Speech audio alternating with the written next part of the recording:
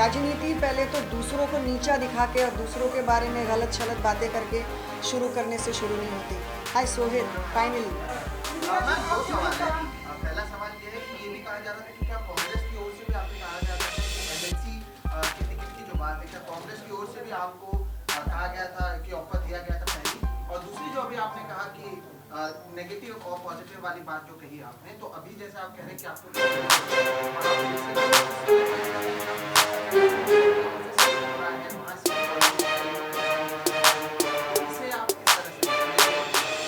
पहले तो कांग्रेस से मुझे एमएलसी ऑफर दी थी, ये बात मैं अपने मुझ से कभी नहीं बोलती आप लोगों को, क्योंकि मुझे गलत लगता है।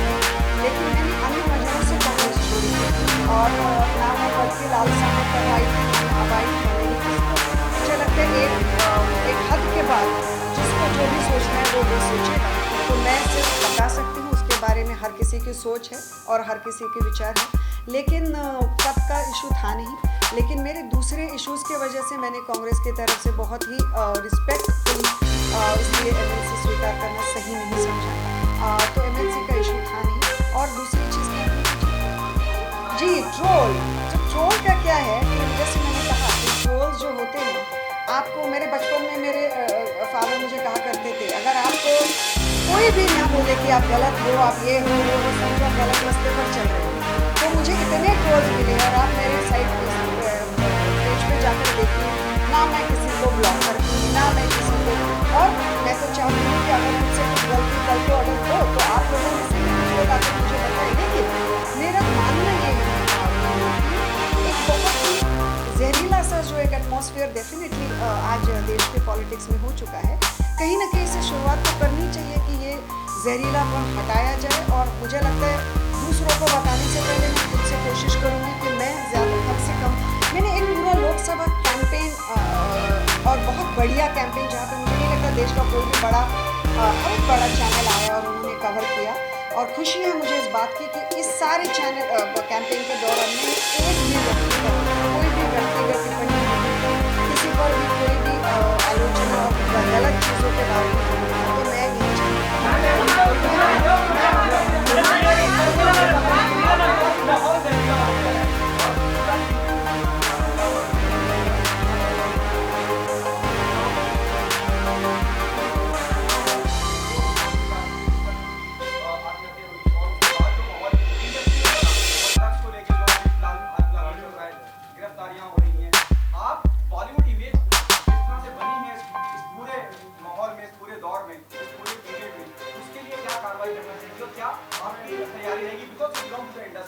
I think first of all definitely Bollywood people also need to do something for themselves. उनको भी ज़रूरत है कि वो अपने आप के लिए खड़े हो जाएं, और उसके बाद हमारे जैसे लोग उनकी मदद भी कर सकते हैं। जो भी मैंने आज तक बॉलीवुड के लिए मैं खड़ी रही हूँ और हमेशा आगे भी रहूँगी। मुझे पहले भी पूछा गया था कि ये लोग क्यों नहीं बात करते, क्योंकि उनकी वो बहुत वल्नरेबल पोजीशन में होते हैं।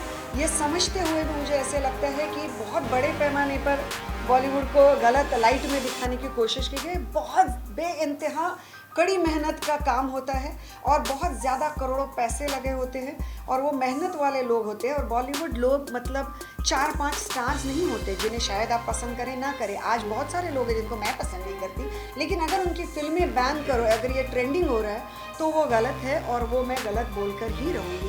तो अपने अपने नज़रिए का और समझ का ये विचार है।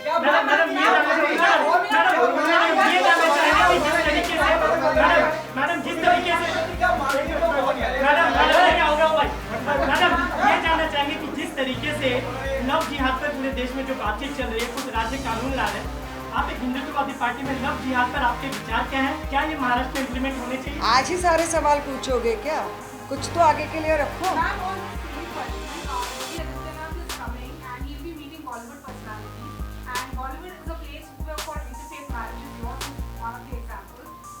He has been very vocal about love jihad. How do you see all of this, and do you think he's also said that Bollywood needs to be moved to Uttar Pradesh? He wants to make a big film industry share. How do you see what he's done? I have full faith and trust in all my lovely colleagues of the press that you should go and ask him all this question. Not your please. Thank you.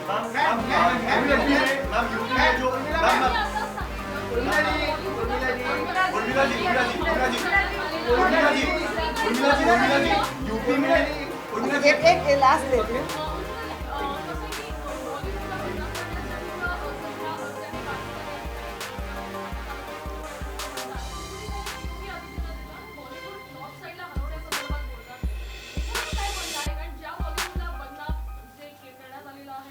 नाही, मी तेच म्हणते की मला असं वाटतं हे सर्व प्रश्न लोकशाहीचा चौथा स्तंभ आणि जनरली माझ्या मते सगळा समाज आणि सगळा देश चालवणारा जो आपला मीडिया आहे त्यांनी रिस्पेक्टेड CMना विचारायला पाहिजे ते प्रश्न आणि त्यांनी खरं तर त्यांच्या चॅनलवरती आणि मला पूर्ण विश्वास आहे महाराष्ट्राच्या जनतेवर की ते सगळं बघतायत. कारण महाराष्ट्राची जनता ही लहान मुलं करणाऱ्या लोकांनी नाही काय असतं आणि त्यांना मला असं वाटतं ते सगळे उत्तरं देतील आणि त्याच्या व्यतिरिक्त काम मला वाटतं तुमच्या आहे की त्यांना हा प्रश्न जरूर विचारा. दो सवाल है। पहला सवाल ये है, मैं आपको पहले क्लियर करूँ, मैं कंगना रनौत का फैन नहीं हूँ। जिस तरह से कंगना रनौत ने पूरा ट्रोल किया, फिर उनको फायर का कुछ कार्ड, सोशल मीडिया का, आप उनके बारे में क्या कहना चाहेंगे? मैं उनके बारे में कुछ नहीं कहना चाहती आगे. किसानों के आंदोलन में क्या मैं आप कंपेयर कर रही थी तो बीजेपी और शिवसेना एक साथ थी, लोगों ने एक पार्टी मानकर वोट दिया। आपने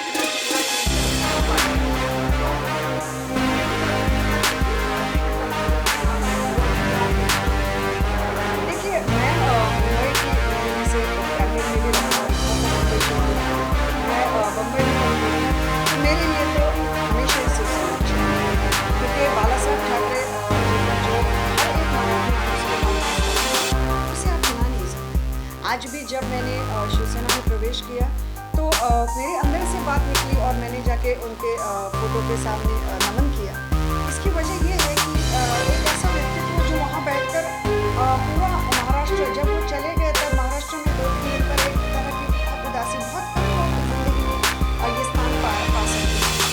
लेकिन मुझे ऐसे लगता है कि इन सारी चीज़ों से बात ना करते हुए मैं ये बात ज़रूर करना चाहूँगी कि जिस तरह के शासक है और इसमें शिवसेना और मुझे लगता है कि इसी तरह उनका आगे बढ़ने और महाराष्ट्र को अगर आगे लेकर जाने का जो प्रयास है उनमें मैं हिस्सा लेना चाहूँगी. पहले आप एक सेंट्रल पार्टी से थी, अब आप एक सेंट्रल पार्टी से देखिए सेक्युलर कट्टर हिंदुत्व एक जगह के बाद सिर्फ वर्ड्स बन के रह जाते हैं क्योंकि सेक्युलर होने का मतलब ये नहीं होता कि अपने ही धर्म से नफरत करना या दूसरों के धर्म से नफरत करना ना. हिंदुत्व का मतलब ये होता है कि सिर्फ अपने ही धर्म को आगे लेके हिंदू धर्म में ही ये कहा गया है कि जो सबसे ज़्यादा सहिष्णु और सर्वसमावेशक जिसे कहते हैं ऐसा धर्म मेरा धर्म है, हिंदू धर्म है. ये सही है, ये सच्चाई है. अगर मैं आज कहती हूँ वसुधैव कुटुंबकम तो ये कल्पना मैंने क्रिएट की हुई नहीं है. ये जब से हिंदू धर्म है, जब से यहाँ ये जो भारत देश है इसमें सिर्फ धर्म नहीं, इसमें बहुत बड़ा आध्यात्मिक एक हमारा बैकग्राउंड रह चुका है. तो हम वहाँ सबसे आए हुए हैं. सो ये सारी चीज़ें हमेशा से थी और है, और ये सारी चीज़ें मैंने मेरे लोकसभा के चुनाव के दौरान भी कही थी. लेकिन उस वक्त भी बड़े ही होशियारी से मेरे ही शब्दों को मोड़ तोड़ कर गलत तरीके से पेश किया गया, तो वो भी एक उनका दाव था, आज भी एक उनका दाव होगा. लेकिन मैं ये ज़रूर कहना चाहूँगी, when it comes to serving people and helping them, there is उस वक्त भी मुझे पूछा जाता था कि आप मुंबई के हो तो पहले मुंबई कर या पहले ये नहीं होता. लोग होते हैं और वो पहले सबसे पहले भारतीय होते हैं और भारतीय लोगों को और महाराष्ट्र में महाराष्ट्र के रहने वाले महाराष्ट्र के लोगों को मदद करना महाराष्ट्र शासन का पहला धर्म है. नोएडा में जो प्रपोज एमसीडी बन रहा है उसको लेकर कहा जा रहा है बॉलीवुड को शिफ्ट करने की साजिश है.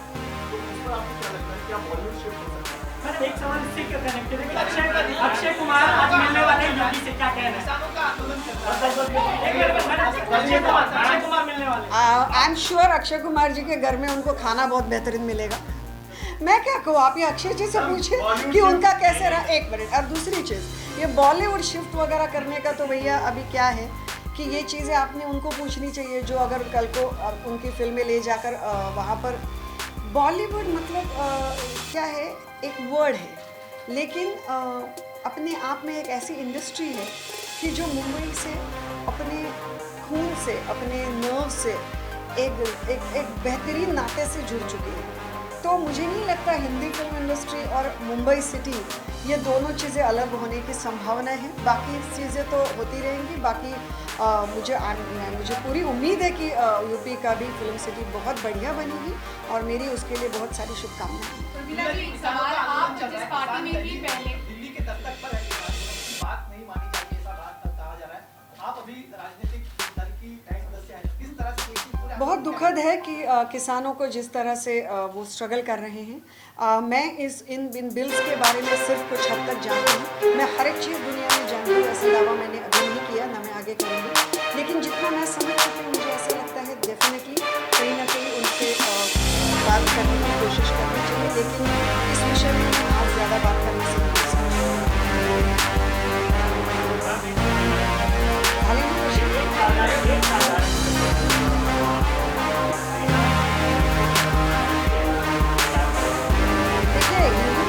जैसे मैंने पहले कहा, मन की गहराई से सबसे महत्वपूर्ण और सबसे गहरा आस्था भरा और श्रद्धा भरा विषय है। सो वो एक प्रेस कॉन्फ्रेंस में सिर्फ बातें बनाने के लिए और चौराहे पे खड़े होकर चिल्लाने के लिए बताने वाली बातें नहीं है। तो हिंदुत्व जो है वो इसके ऊपर एक क्या कहते हैं उसको इस तरह से बातें करना मुझे सही नहीं लगता। मुझे लगता है हर किसी ने अपना धर्म अपने दिल, दिमाग और अपने सोल के साथ कनेक्ट करके अपनी ज़िंदगी में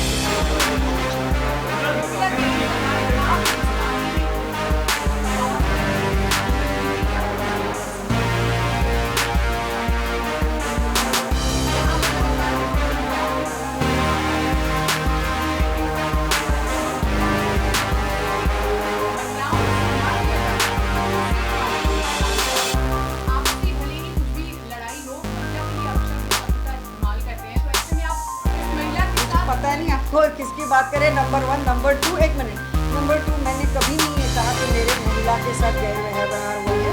मैं उन महिलाओं में से हूँ नहीं जिनके साथ गैर व्यवहार किया जा सकता। तो मैंने कभी भी ये बोला नहीं कि मेरे साथ महिला के नाते गैर व्यवहार हुआ है।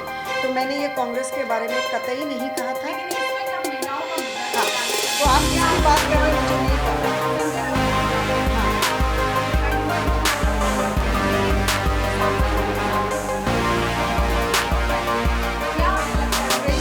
कौन से शब्दों की बात करें? जी जी जी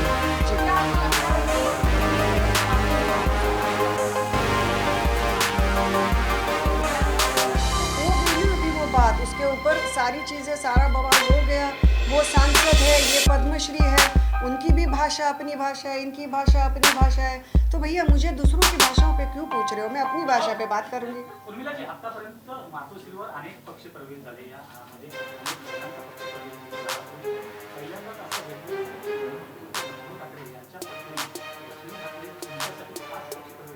असं का?